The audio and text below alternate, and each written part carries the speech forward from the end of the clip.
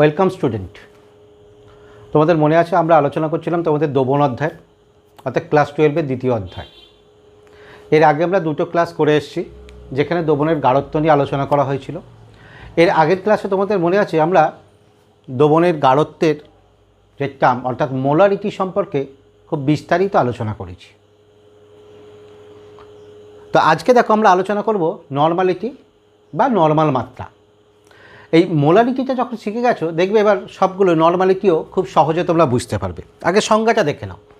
Normality আমরা কাকে বলবো? ঠিক আগের মতোই 1 লিটার বা 1 ডেসিমিটার কিউব বা 1000 ml সিসি বা 1000 ml সিসি দ্রবণে যত গ্রাম তুলাঙ্ক দাবও থাকে, সেটাই হচ্ছে তার নর্মালিটি। নর্মালিটি অর্থাৎ 1000 ml দ্রবণে বা 1 লিটার দ্রবণে যত গ্রাম তুলাঙ্ক দাবও থাকে সেটা হচ্ছে তার নর্মালিটি। গ্রাম তুলাঙ্কটা তোমরা জানো। গ্রাম তুলাঙ্কটা কি? গ্রাম তুলাঙ্কটা কি হয়? যে কোনো ওয়েটকে তুলাঙ্ক ভর দিয়ে ভাগ করতে হয়, অর্থাৎ দাবের ভর বাই তার তুলাঙ্ক ভার। ঠিক আছে, যেটাকে আমরা শর্ট ফর্মে কিভাবে প্রকাশ করতে পারি? That is W/E। ভর যেন W প্রকাশ করা হয়, M দ্বারাও প্রকাশ করা হয়। তুলাঙ্ক ভরকে আমরা কি দ্বারা প্রকাশ করি? E দ্বারা। এই রূপে এক্ষেত্রে দেখো তোমাদের একবার জাস্ট মনে করিয়ে দিই, অ্যাসিডের তুলাঙ্ক ভর কি হয়?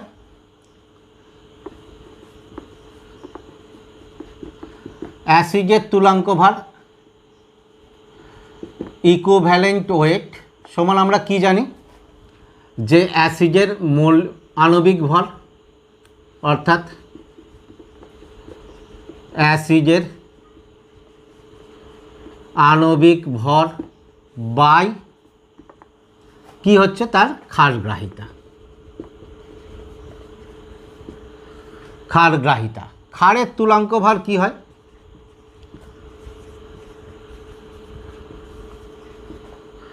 এর ক্ষেত্রেও তোমার কি আছে? আণবিক ভর বা মলিকুলার ওয়েট। আণবিক ভর বাই অম্লগ্রাহিতা।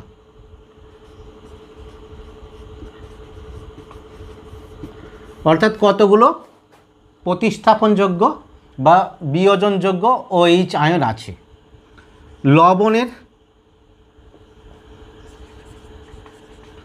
লবণের তুলাঙ্ক ভর বা ইকুইভ্যালেন্ট ওয়েট কি হচ্ছে? এর লবণের আণবিক ভর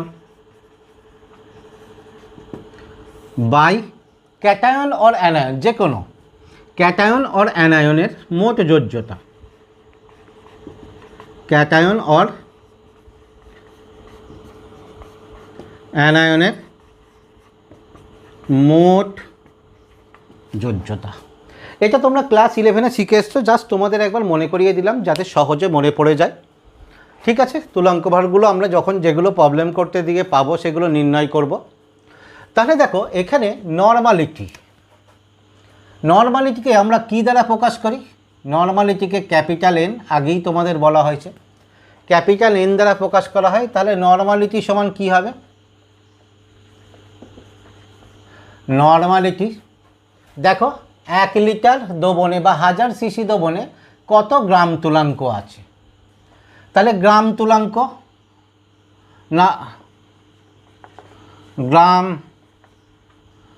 তুলাঙ্ক সংখ্যা বাই ভলিউম। ঠিক আছে, বাই ভলিউম। যদি আমরা গ্রাম তুলাঙ্ককে X দ্বারা প্রকাশ করি তাহলে আমরা কি বলতে পারি? X/V। এটা কখন? যদি V লিটার দ্রবণে X গ্রাম তুলাঙ্ক থাকে, X গ্রাম তুলাঙ্ক দাবও থাকে। হয়েছে? এবার দেখো এটাকে যদি আমরা এক্সকে, এই যে গ্রাম তুলাঙ্ক, নাম্বার অফ গ্রাম তুলাঙ্ক কোথায় প্রকাশ করেছি, গ্রাম তুলাঙ্ক কি W/E, তাহলে এক্সকে আমরা কি দিতে পারি, that is W/E into V, অর্থাৎ W/E divided by V, W/E into V. এটাই নর্মালিটি। কখন, যদি তোমার কি হয়, ভি লিটার দবনে W গ্রাম দাব থাকে, হয়েছে, যার তুলাঙ্ক ভালো হচ্ছে ই। যদি দবনের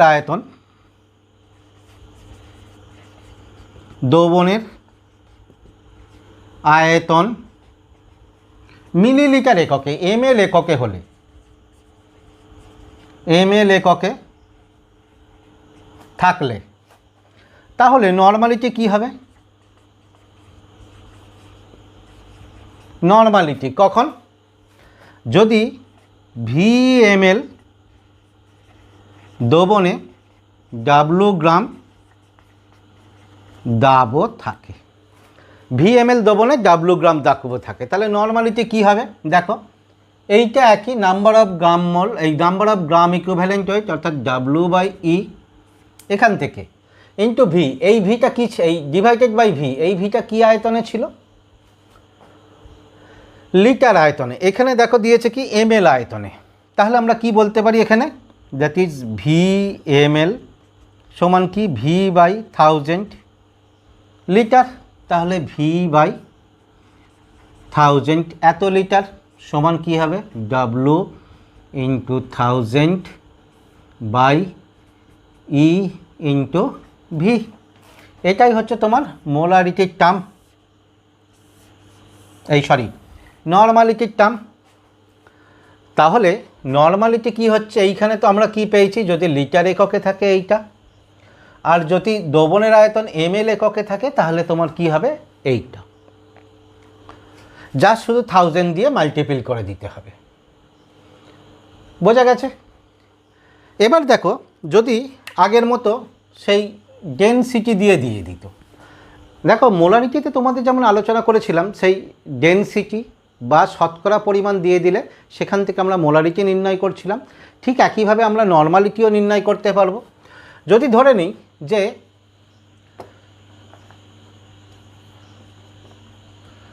X% W/V দবনের ঘনত্ব D গ্রাম পার লিটার হলে নর্মাল মাত্রা কত, গ্রাম পার লিটার হলে নর্মাল মাত্রা কত, ঠিক আগের মতোই নর্মাল মাত্রা n সমান তোমার কি হয়ে যাবে, ছিল কি আগে দেখো X% অর্থাৎ X ইন্টু D ইন্টু 10। যখন মোলার মাত্রা বের করেছিলাম তোমাদের খেয়াল আছে, মোলার মাত্রার সময় নিচে কি ছিল, মলিকুলার ওয়েট কার দাবের, এখানে হবে ইকুইভ্যালেন্ট ওয়েট অর্থাৎ ই কার দাবের ইকুইভ্যালেন্ট ওয়েট। এটা নির্ণয় করাতে আমি যাচ্ছি না, কারণ তোমাদের মোলার মাত্রা নির্ণয়ের ক্ষেত্রে এটা তোমাদের দেখিয়ে দেওয়া হয়েছে। তাহলে এইভাবে আমরা নির্ণয় করে ফেলতে পারবো। যদি উদাহরণ দেওয়া যাক, যদি এরকম দেয় কখনো যে তোমার ধরে নিল 0.1 নর্মাল NaOH দ্রবণ, তার মানে কি প্রকাশ করছে যে 0.1 নর্মাল NaOH দ্রবণ কি প্রকাশ করছে যে 1000 ml NaOH এর দ্রবণে 0.1 গ্রাম তুলাঙ্ক NaOH আছে। ঠিক আছে, NaOH আছে। আরেকটা জিনিস তোমরা খেয়াল করবে, তোমাদের দেখবে হামেশাই কোনো দ্রবণের ক্ষেত্রে নর্মাল মাত্রা বা মোলার মাত্রা দিয়ে দেবে, দ্রবণের আয়তন দিয়ে দিবে, সেখানে দাবের পরিমাণ বের করতে দেয়। এই বের করাগুলো দেখো খুব সোজা এবং খুব ইজি। আমরা যদি এখানে দেখি, দেখো তোমার নর্মালিটি কি হয়েছে, নর্মাল মাত্রা। এন সমান আমরা কি পেয়েছি, দ্যাট ইজ W/E/V, কখন, ভি যখন লিটারে। তাহলে দেখো W/Eটা কি, নাম্বার অফ গাম ইকুইভ্যালেন্ট, অর্থাৎ number of gram equivalent, number of gram equivalent.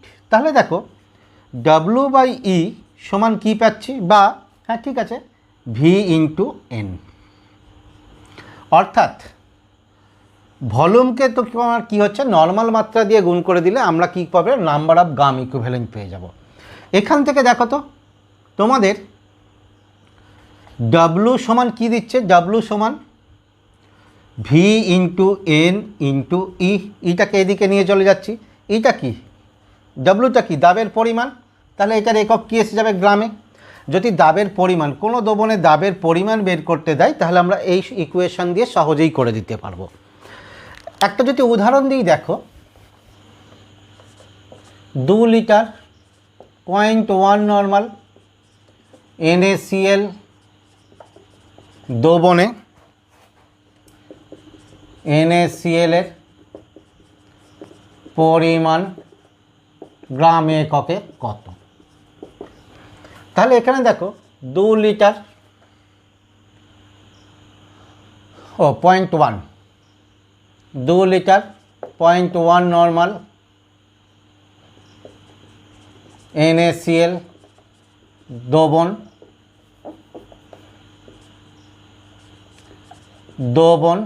Equivalent to, তাহলে কি হবে, প্রথমে গ্রাম ইকুইভ্যালেন্ট বের করতে গেলে ভলিউম ইন্টু নর্মাল মাত্রা, অর্থাৎ 2 × 0.1, এত তোমার কি হচ্ছে, গ্রাম ইকুইভ্যালেন্ট।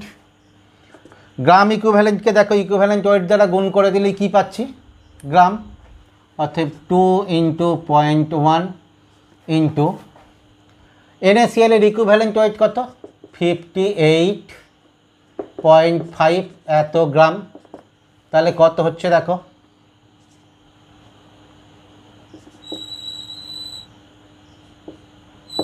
11.70 গ্রাম হয়েছে। এবার দেখো এখানে একটা বলে দিই, যদি দ্রবণের আয়তন ml এ থাকে, দ্রবণের আয়তন ml এ থাকলে, অর্থাৎ দ্রবণের আয়তন যদি বলে VmL, তাহলে কি হবে, দেখো এই আয়তনটাকে আমরা তোমার কি হচ্ছে ml এ নিয়ে গেলেই হবে, অর্থাৎ তাহলে W সমান কি বেরোবে, বা আমি যদি এখান থেকে দেখিয়ে দিই, দেখো আমরা যে নর্মাল মাত্রা করেছিলাম সেখানে নর্মালিটি কত ছিল, যখন এতে W/E × 1000/V, তাহলে W/E সমান কত ছিল, that is N × V/1000, that is W সমান কি হয়ে যাচ্ছে, N × V × E/1000। এইটা যদি এরকম দেয় 250 ml 0.2 নর্মাল H2SO4 দ্রবণে H2SO4 এর পরিমাণ কত, তাহলে কি হবে, 250 ml 0.2 নর্মাল H2SO4 দ্রবণ ইকুইভ্যালেন্ট টু 250 ইন্টু নর্মাল মাত্রা অর্থাৎ 0.2 ডিভাইডেড বাই 1000, এত দেখো এত কি হচ্ছে, গ্রাম ইকুইভ্যালেন্ট, সমান কি হয়ে যাচ্ছে, 250 into 0.2 by 1000 into equivalent weight, ও এখানে একটা V into equivalent weight, equivalent weight ই, সালফুরিক অ্যাসিডের ইকুইভ্যালেন্ট ওয়েট কত, সালফুরিক অ্যাসিডের ইকুইভ্যালেন্ট হচ্ছে 49 এত গ্রাম। তাহলে এটার ক্যালকুলেশন করে দেখো, 0 0 কাটলো, 25 দুগুণে 50 হচ্ছে, তাহলে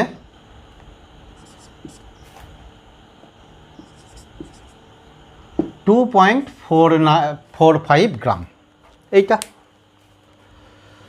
আগে যেমন মোলার মাত্রা বের করে দেখিয়েছিলাম, ঠিক সেই দ্রবণকারী দিচ্ছি। দেখো বলছে 250 ml দ্রবণে 49 গ্রাম H2SO4 থাকলে দ্রবণের নর্মাল মাত্রা কত? তাহলে এক্ষেত্রে কি হবে? আয়তনে দিয়ে দিয়েছে, তাহলে নর্মালিটি কত হচ্ছে? নর্মালিটি সমান কি পেয়েছি? That is W into 1000 by V into E. তাহলে এক্ষেত্রে দেখো তোমার কি হচ্ছে, W কত দিয়েছে? 49 ইন্টু 1000 বাই V কত? 250 ইন্টু ই কত? 49 হয়েছে সালফুরিক অ্যাসিডের তুলাঙ্ক ভার। কারণ দেখো সালফুরিক অ্যাসিড H2S এর মলিকুলার ওয়েট কত? 98, আগে তোমরা জেনেছো। এর ক্ষারগ্রাহিতা কত? 2। অতএব তুলাঙ্ক ভার সমান 98/2 সমান 49। তাহলে এটা কত হচ্ছে? 4, দ্যাট ইজ 4। অতএব মাত্রা 4 নর্মাল, বা নর্মাল মাত্রা 4। ঠিক আছে, এই গেল দেখো নর্মাল মাত্রা। এখান থেকে দেখো আমরা মোলার মাত্রার সঙ্গে যদি নর্মাল মাত্রার সম্পর্ক নির্ণয় করি, অর্থাৎ মোলার মাত্রার সঙ্গে নর্মাল মাত্রার সম্পর্ক। দেখো মোলারিটি M সমান তোমার কি ছিল? That is W/M into V। যদি V লিটার দ্রবণে W গ্রাম থাকে, নর্মাল মাত্রা কি ছিল? W/E into B। যদি V লিটার দ্রবণে W গ্রাম থাকে, যখন তোমার কি হচ্ছে, দাবের মলিকুলার ওয়েট বা আণবিক ভর সমান M, তুলাঙ্ক ভার সমান E। তাহলে এই কন্ডিশন ছিল। তাহলে দেখো মোলারিটি বাই নর্মালিটি, দেখো কি হচ্ছে, W/M into V, W/E into V। তাহলে সব কেটে গিয়ে দেখো তোমার কি থাকছে? That is E/M। অতএব মোলারিটি বা মোলার মাত্রা সমান নর্মাল মাত্রা ইন্টু কি হয়ে যাচ্ছে? E/M। বা যদি নর্মালিটিতে প্রকাশ করি, দেখো নর্মালিটি সমান মোলারিটি ইন্টু M/E।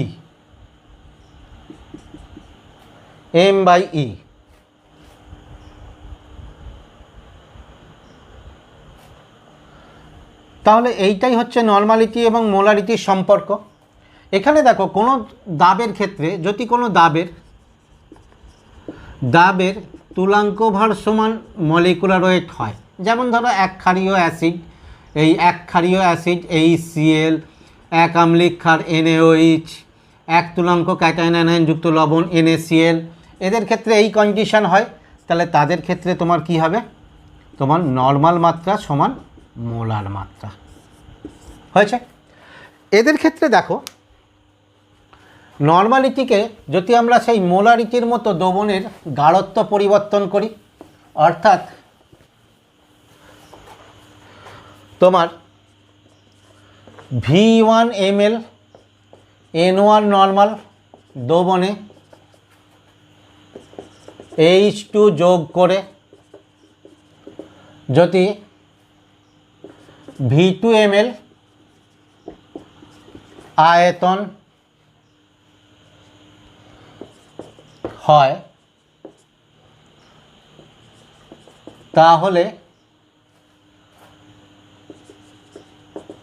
নর্মাল মাত্রা N2 হবে। এই N2 র মান কত? সরাসরি দেখো V1N1 সমান V2N2 দিয়ে আমরা N2-র মানটা পেয়ে যাব। এটাও তোমাদের বের করে দেখাচ্ছি না, কারণ এটা তোমাদের মোলারিটি নির্ণয়ের ক্ষেত্রে দেখিয়েছি। অর্থাৎ মোলারিটির যা নিয়ম সেক্ষেত্রে তাই নিয়মই হবে। বা তোমার এর ক্ষেত্রেও যদি হয় V1 ml N1 মাত্রার সঙ্গে V2 ml N2 মাত্রার বা V3 ml N3 মাত্রার দ্রবণ মিশিয়ে দেওয়া হয়, দ্রবণের নর্মালিটি যদি N হয় তাহলে সূত্র কী হবে V1 plus V2 plus V3। এইটা তোমাদের দেখো যখন মোলার মাত্রা পড়িয়েছিলাম তখন তোমাদের এইটা বলেছি, অথবা ডিটেলস কিছু বলার দরকার নেই। আরেকটা দেখো মোলারিটি পড়ানোর সময় তোমাদের বলা হয়েছিল আয়নের মোলার গাঢ়ত্ব। তাহলে এখানে দেখো আয়নের যদি নর্মাল গাঢ়ত্ব দেখি, অর্থাৎ দ্রবণে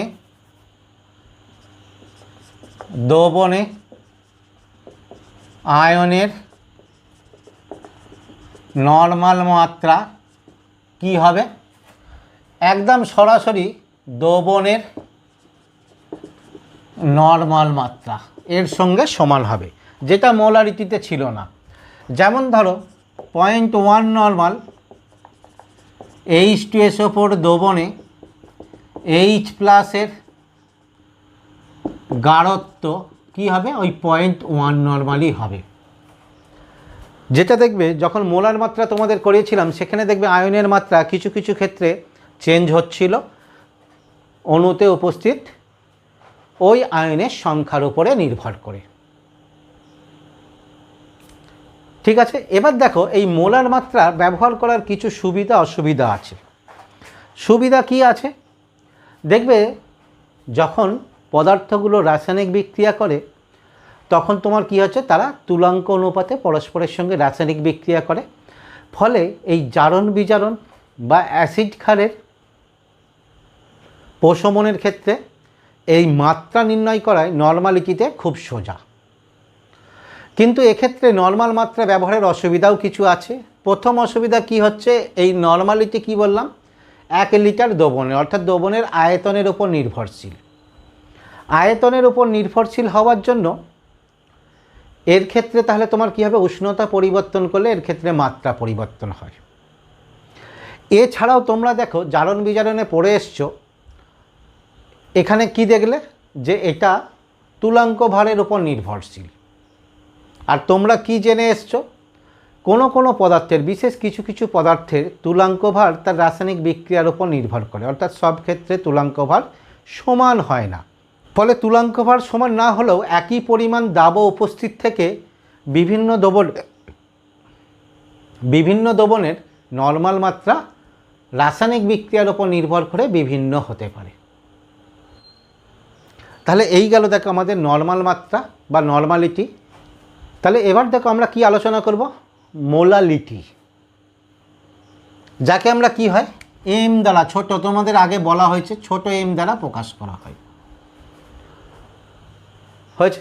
আচ্ছা, তার আগে একটা কথা বলে দিই, দেখো নর্মাল দ্রবণ অর্থাৎ নর্মালিটির ক্ষেত্রেও আমরা তোমার কি হচ্ছে নর্মাল দ্রবণ, সেমি নর্মাল দ্রবণ, ডেসি নর্মাল দ্রবণ একই টার্ম ব্যবহার করা হয়। যেমন মোলার দ্রবণের ক্ষেত্রে করা হয়েছে 1 নর্মাল থাকলে তোমার কি হচ্ছে, অর্থাৎ 1 গ্রাম তুলাঙ্ক থাকলে নর্মাল দ্রবণ, 2 গ্রাম তুলাঙ্ক থাকলে বাই নর্মাল দ্রবণ ইত্যাদি ইত্যাদি মোলারিটির ন্যায়, সেগুলো আর আলোচনা করার দরকার নেই, একই রূপ। এখানে দেখো মোলালিটি, মোলালিটি কাকে বলবো, এখানে সরাসরি চলে আসছে দাবের ভরের উপর নির্ভর করে, অর্থাৎ 1000 গ্রাম বা 1 কেজি দাবকে 1 গ্রাম মোল, 1 গ্রাম মোল বলছি, দাবকে যত গ্রাম মোল বা বলতে পারি যত মোল দাব উপস্থিত থাকে সেটাই হচ্ছে তার মোলালিটি। হয়েছে? তাহলে মোলালিটি কি হবে, মোলালিটি তোমার কি হচ্ছে, দ্যাট ইজ নাম্বার অফ গ্রাম মোল, অর্থাৎ এ নাম্বার অফ গ্রাম মোল বা নাম্বার অফ মোলই বলে দিই, number of mole by weight of solvent কিসে, কেজিতে। তাহলে নাম্বার অফ গ্রাম মোল যদি n হয়, সলভেন্টের ওজন যদি W হয়, এর ক্ষেত্রে একক কি হবে, একক কি হবে, মোল পার কেজি। খুব সোজা। তাহলে এখানে দেখো তোমরা জানো যে নাম্বার অফ মোল সমান কি হয়, that is weight by molecular weight. আচ্ছা এখানে দেখো ডাব্লু এসে গেছে দুটো, তাহলে এইটাকে করি ডাব্লু এ অর্থাৎ দাবের ওজন, এটাকে করি ডাব্লু বি। তাহলে কি হচ্ছে, ডাব্লু বি বাই তোমার ডাব্লু, ওই সরি হ্যাঁ ঠিকই আছে, W B by W A into এমটাকেও করে দিই দাবের আণবিক ভর, অতএব এম বি। ঠিক আছে, তাহলে এইটাই হলো তোমার কি আছে, মোলার মাত্রা কি, দাবের ভর বাই দাবের আণবিক ভর, অর্থাৎ দাবের মোল সংখ্যা যেটা প্রকাশ করছে, বাই তোমার দাবের ওয়েট কিসে, কেজি এককে। 1 কেজিতে কত হয়েছে, 1 কেজি বা 1000 গ্রামে যদি থাকে,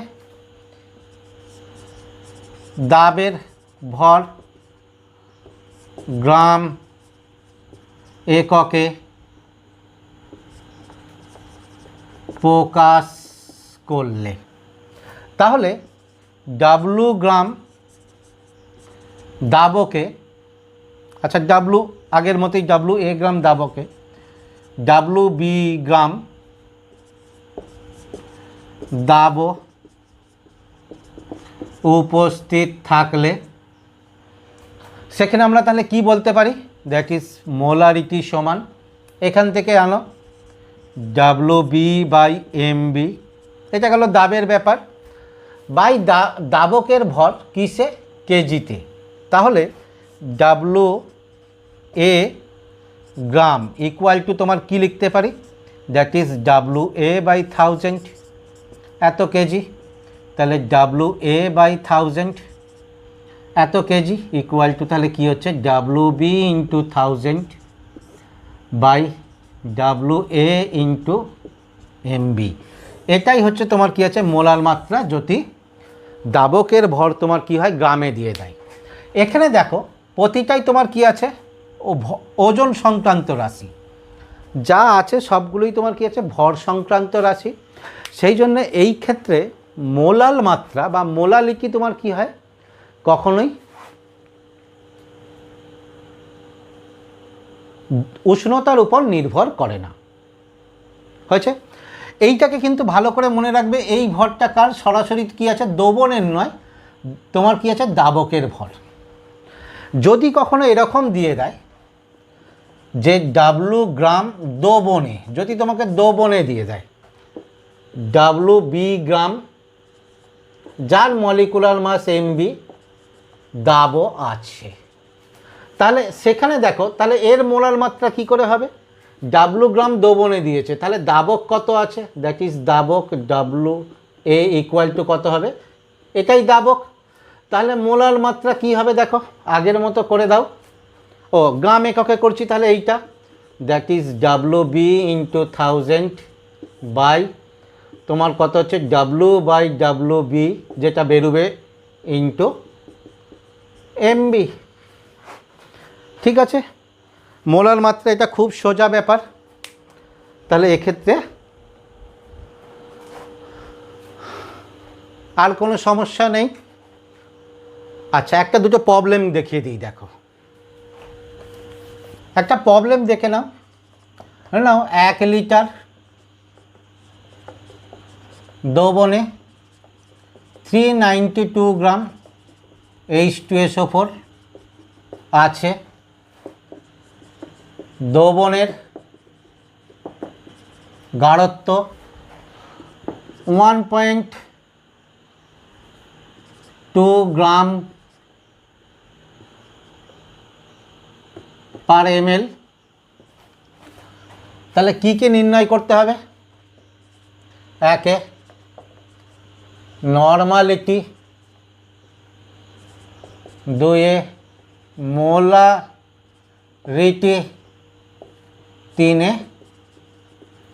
মোলালিটি হয়েছে। তাহলে এখানে দেখো সরাসরি 1 লিটারে দিয়ে দিয়েছে, তাহলে আমাদের সোজা যে 1 লিটার দ্রবণে H2SO4 আছে কত 392 গ্রাম সমান কি করে দিতে পারি, আগে মোলারিটি নির্ণয় করে 392 বাই সালফুরিক অ্যাসিডের মলিকুলার ওয়েট 98 এত মোল, ঠিক আছে, সমান 4 অতএব 4 মোল। অতএব তাহলে এটা 2 নম্বরটা হলো, অতএব মোলারিটি সমান 4। যদি 1 নম্বরে যাই নর্মালিটি, যে 1 লিটার দ্রবণে H2SO4 আছে কত 392 গ্রাম সমান 392 বাই কত 49, 392 গ্রাম, 392 বাই 49 গ্রাম ইকুইভ্যালেন্ট, তাহলে দেখো এটার যা হয়েছে তার দ্বিগুণ হবে সোজা কথা, যেহেতু এটার অর্ধেক, অতএব 8, দ্যাট ইজ 8 গ্রাম ইকুইভ্যালেন্ট। অতএব নর্মালিটি কত 8। এবার দেখো মোলালিটি, এখানে দেখে দিই 1 লিটার দ্রবণের ভর, এখানে লিটার দিয়েছে, এখানে দেখো গ্রাম প্রতি ml দিয়েছে, তাহলে এটা করে দিই 1 লিটার দ্রবণ 1000 ml ইন্টু ডেনসিটি 1.2 গ্রাম পার লিটার সমান এত গ্রাম এসে যাবে, তাহলে 1200 গ্রাম। তাহলে দেখো এটা দ্রবণের ভর, তাহলে দেখো দাবকের ভর দাবক কত আছে এইটা, তাহলে দাবো আছে এইটা, দ্রবণ এটা, অতএব দাবক দেখো 1200 মাইনাস 392 এত গ্রাম 808 এত গ্রাম। তাহলে দেখো মোলালিটি কত হবে, কি ছিল WB ইন্টু 1000, যেহেতু আমরা গ্রামে নির্ণয় করছি 1000 ইন্টু WA বাই MB, তাহলে কত হচ্ছে WB কত 398, আচ্ছা হ্যাঁ ঠিক আছে 392 ইন্টু 1000 বাই WA কত 808 ইন্টু M কত 98, এটা 4, তাহলে হয়ে যাচ্ছে কত, দেখে দাও 4 কেটে যাচ্ছে 2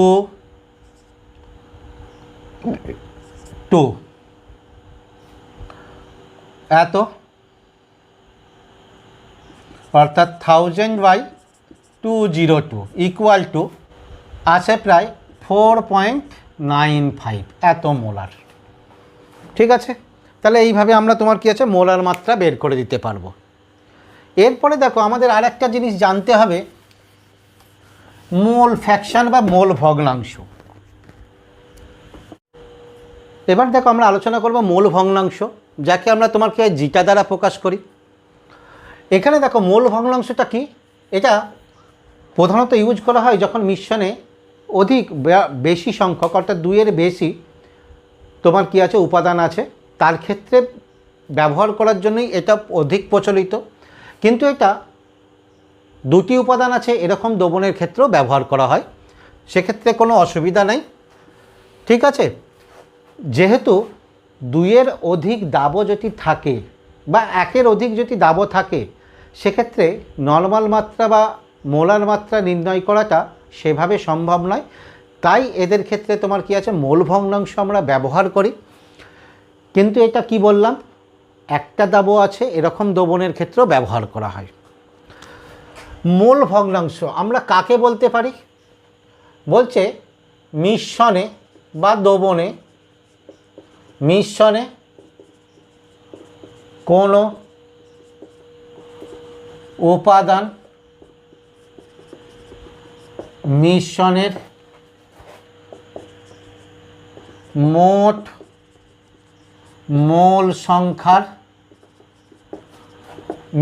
মিশ্রণের কোনো উপাদান বা বলতে পারি কোনো উপাদানের মোল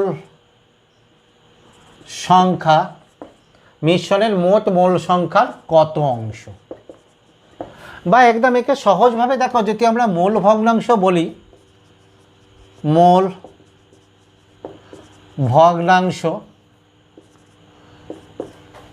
সমান কি হচ্ছে ওই উপাদানের মোল সংখ্যা, উপাদানের মোল সংখ্যা ভাজিত মিশ্রণের মোট মোল সংখ্যা বা সব উপাদানের, ঠিক আছে, মোট মোল সংখ্যা। খুব সিম্পল ব্যাপার। দেখো ধরে নাও একটা মিশ্রণের মধ্যে কি আছে, এ আছে, বি আছে, সি আছে। এর মোল সংখ্যা এন এ, বি এর মোল সংখ্যা এন বি, সি এর মোল সংখ্যা এন সি। তাহলে সি এর, আচ্ছা সি এর না, এ এর মোল ভগ্নাংশ সমান কি হবে ওই উপাদানের মোল সংখ্যা কত, এন এ, এন এ বাজিত মোট মোল সংখ্যা N A plus N B plus N C. B এর মোল ভগ্নাংশ ইটা বি সমান, দেখো বি এর মোল সংখ্যা সমান N A plus N B plus N C. অনুরূপে সি এর মোল ভগ্নাংশ সমান N C, N A plus N B plus N C. ঠিক আছে, এবার দেখো এই তিনটে মোল ভগ্নাংশের সমষ্টি যদি আমরা যোগ করি, অর্থাৎ এক্স এ, এই eta A B C equal to সমান কি হচ্ছে দেখো N A by N A plus N B plus N C, N B N A plus N B plus N C, N C N A plus N B plus N C, that is N A N B plus N C, N A N B plus N C equal to 1। অর্থাৎ সব উপাদানগুলোর মোল সংখ্যার সমষ্টি কত হবে, 1। ঠিক আছে, আর একটা আমরা দেখব, দেখো পিপিএফ, যেটা হচ্ছে কি parts per million, parts per million, অর্থাৎ পার্টস পার মিলিয়ন ইউনিট একক। এটা তোমার কি হচ্ছে বলছে, দেখো কোনো দ্রবণের প্রতি 10 লক্ষ বা 10⁶ ভাগে কত গ্রাম দাব আছে, 10⁶ ভাগে কত গ্রাম দাব আছে, 10 লক্ষ ভাগে বা 10⁶ ভাগে কত গ্রাম দাব আছে। এবার দেখো এই প্রতি 10 লক্ষ বা 10⁶ ভাগে, এটাকে আমরা দুইভাবে প্রকাশ করতে পারি। একটা হচ্ছে ওয়েট, আর তোমার কি আছে ভলিউম। তাহলে দুটো আসবে। এইটাকে কি বলবো, এটাকে পিপিএম ডাব্লু বাই ডাব্লু, এটাকে পিপিএম ডাব্লু বাই ভি। তাহলে দেখো পিপিএম ডাব্লু বাই ডাব্লু সমান তোমার কি হবে, 10 লক্ষ ভাগে কত ভাগ আছে, দাবও আছে। তাহলে কি হচ্ছে দাবের ভর, দাবের ভর বাই দ্রবণের ভর ইন্টু 10⁶। আর পিপিএম ডাব্লু বাই ভি যদি হয় তাহলে কি হবে, দাবের ভর বাই দ্রবণের আয়তন ইন্টু 10⁶। এইটার ক্ষেত্রে দেখো, এটা দেখবে তোমরা প্রয়োগ খুব কম পাচ্ছ, কারণ দেখতে পাচ্ছ এখানে তোমার দাবের পরিমাণ খুব কম। সাধারণত এইটা কোন ক্ষেত্রে ব্যবহার করা হয়? যেখানে খুব দ্রবণের মধ্যে খুব দাবের পরিমাণ খুব ট্রেস অ্যামাউন্ট, খুব কম পরিমাণে দাবও আছে, তাহলে এইরূপ ক্ষেত্রে ব্যবহার করা হয়। যেমন ধরো বায়ুর মধ্যে যদি কোনো দূষিত পদার্থ বা দূষক থাকে, তাদের পরিমাণগুলো খুব কম হয়, সেই রকম দূষণের পরিমাণ নির্ণয় করতে এই ppm একক ব্যবহার করা হয়। অথবা তোমরা পড়ে এসছো ক্লাস 11-এ জলের ক্ষরতা নির্ণয় করতে আমরা ppm একক ব্যবহার করি ইত্যাদি। তাহলে এখানে দেখো তোমাদের দ্রবণের প্রাথমিক আলোচনাটা সম্পূর্ণরূপে শেষ হলো।